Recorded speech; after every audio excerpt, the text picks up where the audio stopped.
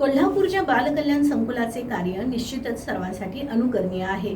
आगामी काळात मिशन वात्सल्य योजनेपासून ते थकीत अनुदानाच्या सर्व प्रश्नांचे निराकरण करण्यात येईल, असं आश्वासन राज्याच्या महिला आणि बालविकास मंत्री आदिती तटकरे यांनी दिलं। कोल्हापूर दौऱ्यात महिला आणि बालविकास मंत्री आदिती तटकरे यांनी बालकल्याण संकुलाला सदिच्छा भेट देत तेथील विद्यार्थ्यांशी आणि अधिकारी वर्गाशी थेट संवाद साधला।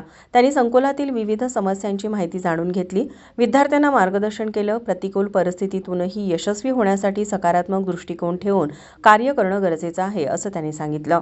यावेळी ज्येष्ठ सामाजिक कार्यकर्ते सुरेश शिपूरकर, व्यंकप्पा भोसले, समन्वयिका पद्मजा तिवले, प्रदीपभाई कापडिया, SN पाटील, नंदिनी पकोडिया, वैशाली नानिवडेकर, समिती सदस्य पद्मा गर्ग आणि शिल्पा सुतार यांनीही मंत्री तटकरे यांच्याशी संवाद साधला। तटकरे यांनी माहिती दिली की अनाथ मुलांसाठी शासनाच्या वतीनं 1% राखीव जागा ठेवण्यात आली असून आतापर्यंत 700 पेक्षा अधिक लाभार्थ्यांनी याचा फायदा घेतलेला आहे।